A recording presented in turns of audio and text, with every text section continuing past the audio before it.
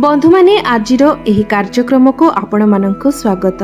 आजिर एही भिडियोटी धनु राशि व्यक्ति विशेष मानक पई अत्यंत गुरुत्वपूर्ण अटे, कारण आजिर एही भिडियो रे आमे माने जानिबा धनु राशि व्यक्ति विशेष मानक पई 2024 मसीहार अंतिम 3 मास अर्थात अक्टोबर, नवेम्बर एवं डिसेम्बर मास किपरि रहिबो एवं एही वर्षर शेष 3 मासरे आपणक जीवन रे केउ सब परिवर्तन हेबार अछि, आपणक जीवन रे केउ सब घटना घटिबाकू जाउछि, ग्रह मानक गोचर अनुसारे आपणकू केउ सब शुभ फल एवं केउ सब अशुभ फल प्राप्ति हेबो से विषय रे मध्य जानिबा। एहा सहित एही 3 मासरे आपणकर स्वास्थ्य, शिक्षा, प्रेम, वैवाहिक जीवन, भाग्य, क्यारियर एवं व्यापार वाणिज्यर स्थिति किपरि रहिबो से विषय रे मध्य संपूर्ण रूप रे जानिबा। एहा सहित वीडियो शेष रे किछि प्रतिकार विषय रे मध्य जानिबा, जे प्रतिकार गुडिक करिबा द्वारा नवग्रहଙ୍କ ठारू मिलुथिबा अशुभत्व गुडिक आपणकर खंडन होई पारिबो एवं आपणकू शुभत्व प्राप्ति हेबो। तो बंधु माने एही अंतिम 3 मासरे आपणक जीवन रे अनेक बड़ बड़ परिवर्तन हेबाकू जाउछि, कारण एही 3 मासरे बड़ बड़ ग्रह मानकर राशि परिवर्तन हेबो। एहा सहित शनि वक्रीरु मार्गी मध्य हेबे, सूर्य, बुध एवं शुक्रंकर राशि परिवर्तन हेबाकू जाउछि, जहार प्रभाव आपणकर राशि उपरे पड़िबो। तेबे बंधु माने भिडियोटी रे आगो को बढ़िबा पूर्वरु जदि आपणकर धनु राशि होई थाए तेबे भिडियोटी को लाइक करी चैनल टी को सब्सक्राइब करि देबे एवं कमेंट बॉक्स रे भक्ति एवं श्रद्धार सहित जय श्री जगन्नाथ निश्चय लिखिबे। तो बंधु माने प्रथमे आसंतु जानि नेबा अक्टोबर मास आरंभ रे ग्रह मानकर स्थिति किपरि रहिबो। तो बंधु माने राशि चक्रर 12टी राशि मध्यरु नवम राशि हेउछि धनु राशि एवं आपणकर राशिर स्वामी हेउछन्ति देवगुरु बृहस्पति एवं बृहस्पति आपणकर षष्ठ भावरे विराजमान अछन्ति, आपणकर चतुर्थ भावरे विराजमान अछन्ति राहु, तृतीय भावरे विराजमान अछन्ति शनि, आपणकर सप्तम भावरे विराजमान अछन्ति मंगल, आपणकर दशम भावरे विराजमान अछन्ति केतु, बुध एवं सूर्य एवं आपणकर एकादश भावरे विराजमान अछन्ति शुक्र। तो बंधु माने आपणकर दशम भावरे जे बुध, सूर्य एवं केतु विराजमान अछन्ति एवं केतुंकर एही 3 मास मध्यरे कोनोसी राशि परिवर्तन हेबार नाही। एही 3 मास पर्यंत केतु आपणकर दशम भावरे ही रहिबे एवं दशम भावरे केतु रही आपणको मिस्ट्रियस बनाइबे, आपणको गभीर अध्ययन कराइबे, निज कार्य क्षेत्र रे आपण गभीर अध्ययन करिवे, मात्र आपणको सबुथिरे डिसैटिस्फैक्शन मिलिबो, आपण प्रत्येक क्षेत्र रे असंतुष्टि अनुभव करिवे। बंधु माने सूर्य मध्य आपणकर दशम भावरे अछंती एवं 17 अक्टोबर पर्यंत सूर्य आपणकर दशम भावरे रहिबे। तो सूर्य आपणको भितरे एनर्जी क्रिएट करिवे, काम कार्य को आपण एनर्जेटिक होइकी करिवे एवं आपणको भितरे एटीट्यूड मध्य देखा देबो। जेतेबेले कोनोसी कुंडलीर दशम भावरे सूर्य विराजमान थांती तो कार्य क्षेत्र रे आपण निज हिसाब रे कार्य करिबाको पसंद करिथांती, अन्य कहार कथा सुनिबाको किंबा कहार परामर्श नेबाको किंबा कहार उपदेश सुनिबाको आपण पसंद करि नथांती। सूर्य आपणकर दशम भावरे आपणको मान सम्मान मध्य प्रदान करिथांती। तो प्रथमे आसंतु जानि नेबा आपणकर स्वास्थ्य किपरि रहिबो एही अंतिम 3 मास अर्थात अक्टोबर, नवेम्बर एवं डिसेम्बर मासरे। तो बंधु माने आपणको कुंडलीर प्रथम भावटी होइथाय आपणकर स्वास्थ्यर भाव, आपणको इम्यूनिटी सिस्टमर भाव एवं आपणकर प्रथम भावर अधिपति हेउछन्ति देवगुरु बृहस्पति, जे कि आपणकर षष्ठ भावरे विराजमान अछन्ति एवं एही 3 मास मध्यरे गुरुंकर मध्य कोनोसी राशि परिवर्तन हेबार नाही, अर्थात 3 मास जाक गुरु आपणकर षष्ठ भावरे ही रहिबे एवं षष्ठ भावरे गुरु निजर शत्रु गृहरे विराजमान अछन्ति। आपणकर षष्ठ भावटी शुक्रंकर राशि अटे। तो सर्वप्रथमे आपणको एही कथार ध्यान रखिबार अछि जे कोनोसी भी कार्य को आपण ओभर करिवे नाही, अर्थात अत्यधिक करिवे नाही। आपण जदि एक्सरसाइज करूछंती, वर्कआउट करूछंती, खाइबा पीबा प्रत्येक क्षेत्र रे आपण आवश्यकता ठारो अधिक किछि करिवे नाही। ନିଜକୁ ଆପଣ ଏହି ସମୟରେ ରେଷ୍ଟ ଦିଅନ୍ତୁ। କାରଣ ଯେତେବେଳେ ବି ରାଶିର ସ୍ୱାମୀ ଆପଣଙ୍କ କୁଣ୍ଡଳୀର ଷଷ୍ଠ, ଅଷ୍ଟମ କିମ୍ବା ଦ୍ୱାଦଶ ଭାବରେ ଥାନ୍ତି, ସେତେବେଳେ ଏହାର ବହୁତ ଖରାପ ପ୍ରଭାବ ଆପଣଙ୍କର ଇମ୍ୟୁନିଟି ସିଷ୍ଟମ ଉପରେ ପଡ଼ିଥାଏ। ଆପଣଙ୍କର ଇମ୍ୟୁନିଟି ସିଷ୍ଟମ ଦୁର୍ବଳ ହୋଇଥାଏ।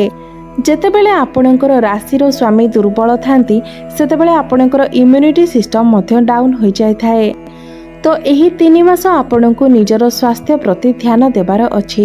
ବେଳେବେଳେ ଆପଣଙ୍କୁ ଥଣ୍ଡା, କାଶ ଭଳି ସମସ୍ୟା ଦେଖା ଦେଇପାରେ। ପେଟ ଜନିତ ସମସ୍ୟା ମଧ୍ୟ ଦେଖା ଦେଇପାରେ। ତ ଏସବୁ ପାଇଁ ପ୍ରତିକାର ଆମେ ଭିଡ଼ିଓ ଶେଷରେ ଜାଣିବା।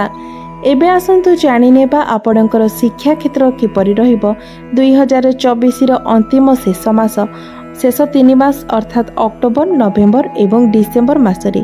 ତ ବନ୍ଧୁମାନେ, କୁଣ୍ଡଳୀର ପଞ୍ଚମ ଭାବଟି ହୋଇଥାଏ ଆପଣଙ୍କର ଶିକ୍ଷା କ୍ଷେତ୍ରର ଭାବ ଏବଂ ଆପଣଙ୍କର ପଞ୍ଚମ ଭାବର ଅଧିପତି ହେଉଛନ୍ତି ମଙ୍ଗଳ ଏବଂ ମଙ୍ଗଳ ଆପଣଙ୍କ କୁଣ୍ଡଳୀର ସପ୍ତମ ଭାବରେ ବିରାଜମାନ ଅଛନ୍ତି ଏବଂ 20 ଅକ୍ଟୋବରକୁ ମଙ୍ଗଳ ଆପଣଙ୍କର ଅଷ୍ଟମ ଭାବକୁ ଚଳନ କରିବେ ଏବଂ ସମ୍ପୂର୍ଣ୍ଣ ଡିସେମ୍ବର ମାସ ପର୍ଯ୍ୟନ୍ତ ମଙ୍ଗଳ ଆପଣଙ୍କର ଅଷ୍ଟମ ଭାବରେ ହିଁ ରହିବେ। ତ ବନ୍ଧୁମାନେ, କୁଣ୍ଡଳୀରେ ଷଷ୍ଠ, ଅଷ୍ଟମ ଏବଂ ଦ୍ୱାଦଶ ଭାବଟିକୁ ଶୁଭ ବୋଲି ମାନା ଯାଇନଥାଏ। ତ 20 ଅକ୍ଟୋବର ପୂର୍ବରୁ ଆପଣଙ୍କର ପାଠପଢ଼ାର ସ୍ଥିତି ଭଲ ରହିବ। ଯଦି ଏହି ସମୟରେ ଆପଣଙ୍କର କୌଣସି ଏକ୍ଜାମ ଅଛି କିମ୍ବା ଆପଣ ଆଡ଼ମିସନ୍ ନେବା ପାଇଁ ଚାହୁଁଛନ୍ତି କିମ୍ବା ପାଠପଢ଼ାକୁ ନେଇକି ଆପଣ କୌଣସି ବି ବଡ଼ ଡିସିସନ୍ ନେବା ପାଇଁ ଚାହୁଁଛନ୍ତି, ତ 20 ଅକ୍ଟୋବର ପୂର୍ବରୁ ଆପଣ ଏହିସବୁ କାର୍ଯ୍ୟ କରିନିଅନ୍ତୁ। କାରଣ ତାପରେ ସମୟ ଆପଣଙ୍କ ପାଇଁ ଶୁଭ ରହିବ ନାହିଁ। କାରଣ ଏହାପରେ ମଙ୍ଗଳ ଆପଣଙ୍କର ଅଷ୍ଟମ ଭାବକୁ ଚଳନ କରିବେ ଏବଂ ଅଷ୍ଟମ ଭାବରେ ନିଚସ୍ଥ ମଧ୍ୟ ହୋଇଯିବେ ଏବଂ ସେତେବେଳେ ଆପଣ ଅନ୍ୟମନସ୍କ ରହିପାରନ୍ତି। ଆପଣଙ୍କର ମନ ଅନ୍ୟ କୌଣସି କାର୍ଯ୍ୟକୁ ଡାଇଭର୍ଟ ହୋଇପାରେ। ଆପଣଙ୍କର ମନ ପାଠ ପଢ଼ାରେ ସ୍ଥିର ରହିବ ନାହିଁ। ଅନଲାଇନରେ ଆପଣ ଅଧିକ ସମୟ ବିତାଇ ପାରନ୍ତି। ତ ଏହିସବୁ ପ୍ରତି ଆପଣ ବିଶେଷ ରୂପରେ ଧ୍ୟାନ ଦେବାର ଅଛି ଏବଂ ଏଥିପାଇଁ ମଧ୍ୟ ପ୍ରତିକାର ଆମେମାନେ ଭିଡ଼ିଓ ଶେଷରେ ଜାଣିବା। କାରଣ ଆପଣଙ୍କର ଅଷ୍ଟମ ଭାବରେ ମଙ୍ଗଳଙ୍କର ସ୍ଥିତି ଅଶୁଭ ହୋଇଥାଏ। ଏବେ ଆସନ୍ତୁ ଜାଣିବା ଆପଣଙ୍କର ପ୍ରେମ ଜୀବନ କିପରି ରହିବ ଏହି 2024ର ଅନ୍ତିମ 3 ମାସ ଅର୍ଥାତ୍ ଅକ୍ଟୋବର, ନଭେମ୍ବର ଏବଂ ଡିସେମ୍ବର ମାସରେ। ତ ବନ୍ଧୁମାନେ, କୁଣ୍ଡଳୀର ପଞ୍ଚମ ଭାବଟି ଆପଣଙ୍କର ଶିକ୍ଷାର ଭାବ ହେବା ସହିତ ପଞ୍ଚମ ଭାବଟି ମଧ୍ୟ ହୋଇଥାଏ ଆପଣଙ୍କର ପ୍ରେମ ଜୀବନର ଭାବ, ସନ୍ତାନର ଭାବ। ତ ବନ୍ଧୁମାନେ, ଏହି 3 ମାସ ଯାକ ଆପଣଙ୍କର ପ୍ରେମ ଜୀବନ ପାଇଁ ସମୟ ଭଲ ରହିବ। କାରଣ ଆପଣଙ୍କର ପଞ୍ଚମ ଭାବର ଅଧିପତି ଶୁକ୍ର ଆପଣଙ୍କର ପଞ୍ଚମ ଭାବକୁ ଦେଖୁଛନ୍ତି। 13 ଅକ୍ଟୋବର ପର୍ଯ୍ୟନ୍ତ ଶୁକ୍ରଙ୍କର ଦୃଷ୍ଟି ପଞ୍ଚମ ଭାବ ଉପରେ ରହିବ। ତ 13 ଅକ୍ଟୋବରରୁ 7 ନଭେମ୍ବର ପର୍ଯ୍ୟନ୍ତ ଆପଣ ନିଜର ପ୍ରେମ ଜୀବନ ଉପରେ ବିଶେଷ ଧ୍ୟାନ ଦେବାର ଅଛି। କାରଣ ଏହି ସମୟରେ ଆପଣଙ୍କ ମଧ୍ୟରେ ମିସ୍ ଅଣ୍ଡରଷ୍ଟାଣ୍ଡିଂ, ମିସ୍ କମ୍ୟୁନିକେସନ୍ ଦେଖା ଦେଇପାରେ। ଏହାପରେ 7 ନଭେମ୍ବରରୁ 2 ଡିସେମ୍ବର ପର୍ଯ୍ୟନ୍ତ ଆପଣଙ୍କର ପ୍ରେମ ସମ୍ପର୍କ ବହୁତ ଭଲ ରହିବ। 7 ନଭେମ୍ବର ପରେ ଆପଣଙ୍କ ପ୍ରେମ ଜୀବନରେ ଯାହା ବି କିଛି ସମସ୍ୟା ଥିଲା ସେସବୁର ସମାଧାନ ହୋଇଯିବ। ଆପଣଙ୍କର ସମ୍ପର୍କ ସୁମଧୁର ହେବ। ଆପଣଙ୍କ ମଧ୍ୟରେ ଭଲ ପାଇବା ଏବଂ ବୁଝାମଣା ବୃଦ୍ଧି ପାଇବ। ମାତ୍ର 13 ଅକ୍ଟୋବରରୁ 7 ନଭେମ୍ବର ଏହି ଯେଉଁ ସମୟର ଅବଧି ରହିଲା, ଏହି ସମୟରେ ଆପଣ ନିଜର ପ୍ରେମ ଜୀବନକୁ ନେଇ ବିଶେଷ ଧ୍ୟାନ ଦେବାର ଅଛି। ଏହି ସମୟରେ ଆପଣ ନିଜକୁ ନିୟନ୍ତ୍ରଣରେ ରଖନ୍ତୁ, ନିଜ ଭିତରେ ବାଲାନ୍ସ ରଖନ୍ତୁ, ଯେମିତି ଆପଣଙ୍କ ଆଡ଼ୁ ଆପଣ କୌଣସି ଯୁକ୍ତିତର୍କ କିମ୍ବା କଳି ଝଗଡ଼ା ନ କରନ୍ତି, ସେଥିପ୍ରତି ଧ୍ୟାନ ଦିଅନ୍ତୁ। ଏବେ ଆସନ୍ତୁ ଜାଣିବା ଆପଣଙ୍କର ବୈବାହିକ ଜୀବନ କିପରି ରହିବ ଏହି ଅନ୍ତିମ 3 ମାସ ଅର୍ଥାତ୍ ଅକ୍ଟୋବର, ନଭେମ୍ବର ଏବଂ ଡିସେମ୍ବର ମାସରେ। ତ ବନ୍ଧୁମାନେ, କୁଣ୍ଡଳୀର ସପ୍ତମ ଭାବଟି ହୋଇଥାଏ ଆପଣଙ୍କର ବୈବାହିକ ଜୀବନର ଭାବ, ଆପଣଙ୍କ ଜୀବନ ସାଥୀର ଭାବ ଏବଂ ଆପଣଙ୍କର ସପ୍ତମ ଭାବର ଅଧିପତି ହେଉଛନ୍ତି ମଙ୍ଗଳ, ଯିଏକି ଆପଣଙ୍କର ଦଶମ ଭାବରେ ବିରାଜମାନ ଅଛନ୍ତି। ତ ଆପଣଙ୍କର ସପ୍ତମ ଭାବର ଅଧିପତି ଆପଣଙ୍କର ଦଶମ ଭାବରେ ଥିବା ହେତୁ ଆପଣଙ୍କର ଲାଇଫ୍ ପାର୍ଟନର ଅଧିକ ସମୟ ନିଜ କାର୍ଯ୍ୟରେ ଦେଇପାରନ୍ତି, ନିଜର କାର୍ଯ୍ୟକ୍ଷେତ୍ରରେ ଦେଇପାରନ୍ତି। ମାତ୍ର ଏହାର କୌଣସି ବି ଖରାପ ପ୍ରଭାବ ଆପଣଙ୍କର ବୈବାହିକ ଜୀବନ ଉପରେ ପଡ଼ିବ ନାହିଁ। तो आपणक वैवाहिक जीवन तो यही 3 मासरे भल रहिबो। मात्र 16 नवेम्बर रु 10 डिसेम्बर भितर आपणक मध्य छोट मोट किछिटा समस्या देखा देई पारे। तो यही समय आपणक भितरे जेपरि किछि आर्गुमेंट न हुए सेथिपाई टिके ध्यान देबे। नचेत यह व्यतीत 3 मासरे आपणकर वैवाहिक जीवन बहुत भल रहुछि। एबे आसंतु जानि नेबा सबुठारु महत्वपूर्ण विषय, गुरुत्वपूर्ण विषय आपणकर भाग्य, क्यारियर एवं व्यापार वाणिज्यर स्थिति किपरि रहिबो एही अंतिम 3 मास अर्थात अक्टोबर, नवेम्बर एवं डिसेम्बर मासरे। तो बंधु माने कुंडलीर नवम भावटी होइथाय आपणकर भाग्यर भाव एवं आपणकर नवम भावर अधिपति हेउछन्ति सूर्य, जे कि आपणकर दशम भावरे अछन्ति। 17 अक्टोबर पर्यंत सूर्य आपणकर दशम भावरे रहिबे। तो 17 अक्टोबर पर्यंत आपणकर भाग्य बहुत भल रहिबो। से पर्यंत संपूर्ण रूप से आपणको आपणक भाग्यर साथ मिलिबो, कारण सूर्य आपणकर त्रिकोणर स्वामी होई केंद्र रे विराजमान अछंती। तो 17 अक्टोबर पर्यंत एठारे सूर्यंकर स्थिति बहुत भल रहुछि। एहा परे 17 अक्टोबर को सूर्य आपणकर एकादश भाव को चलन करिवे एवं 17 अक्टोबर रु 16 नवेम्बर पर्यंत सूर्य आपणकर एकादश भाव रे रहिबे। सूर्य तुला राशि को चलन करिवे, मात्र आपणकर लाभ स्थान रे रहिबे। तुला राशि रे सूर्य निश्चस्त हेले मध्य आपणकर लाभ स्थान रे विराजमान थिबा हेतु आपणको शॉर्टकट धन उपार्जन होई पारे। आपणकर भाग्य रे अल्प किछि विघ्न आसिले मध्य आपणकर काम किंतु जेकोनसी उपाय रे संपूर्ण होई जिवो, कारण जेहेतु सूर्य आपणकर लाभ स्थान रे अछंती। जदि आपण कोनोसी बड़ डिसिजन नेउछंती किबा किछि किणा किणी करूछंती, किछि बड़ जिनिसर क्रय करूछंती, तो आपण 16 नवेम्बर पूर्वरु सेही सब करि नियंतु, कारण 16 नवेम्बर परे आपणक पई समय किछिटा खराब रहुछि, किंबा आपण 15 डिसेम्बर परे करि परिबे। तो बंधु माने भाग्य सहित जड़ित आपण जेकोनसी भी कार्य करूछन तो 16 नवेम्बर पूर्वरु आपण करि नियंतु। एबे आसंतु जानिबा आपणकर कार्यक्षेत्र, आपणकर क्यारियर किपरि रहिबो एही शेष 3 मासरे। तो बंधु माने कुंडलीर दशम भावटी होइथाय आपणकर क्यारियर भाव, आपणको कार्यक्षेत्रर भाव एवं आपणकर दशम भाव अर्थात आपणकर क्यारियर भाव रे विराजमान अछंती बुध। तो यही 3 मास जाक आपणकर बिजनेस को नेकी, आपणकर क्यारियर को नेकी बहुत भल रहुछि।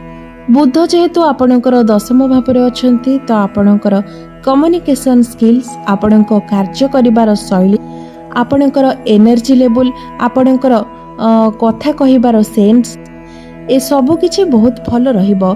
एहा द्वारा आपण अन्य माननकु आकर्षित करि पारिबे, अन्य माने आपणक द्वारा प्रभावित हेबे। मात्र केतु मध्य जेहेतु आपणकर दशम भाव रे अछंती, तो प्रत्येक जिनिस रे से आपणको असंतुष्टि प्रदान करिवे। आपण केउ भी जिनिस रे संतुष्ट होई पारिबे नाही एवं जेउ मानक निकट रे कोनोसी चाकरी नाही, 16 नवेम्बर पूर्वरु सेमाननको चाकरी मिलिबार मध्य संभावना देखा देउछि। एबे आसंतु जानिबा आपणकर बिजनेस किपरि रहिबो एही अंतिम 3 मास अर्थात अक्टोबर, नवेम्बर एवं डिसेम्बर मासरे। तो बंधु माने एही 3 मास जाक आपणकर व्यापार वाणिज्य पई बहुत भल रहुछि। तो 15 अक्टोबर पर्यंत आपणक मन भितरे टिके आशंका रहिबो, मात्र 15 अक्टोबर परे से सब मध्य समाधान होई जिवो। आपणकर डेली इनकम रे ग्रोथ आसीबो। निजर बिजनेस को आपण आग को बढ़ाई पारंती, बिजनेस को नेकी आपण ट्रैवल मध्य करि पारंती। तो बंधु माने एबे आसंतु जानि नेबा किछि प्रतिकार विषय रे, जो प्रतिकार गुड़िक करबा द्वारा एही 3 मासरे आसुथिबा समस्त अशुभत्व गुड़िकर खंडन होई पारिबो एवं आपणको शुभत्व प्राप्ति हेबो। तो बंधु माने आपण प्रत्येक दिन गुरुंकर बीज मंत्र ओम ग्राम क्रीम क्रोम सह गुरवे नमः एही मंत्रटी को आपण प्रत्येक दिन 108 थर जप करंतु।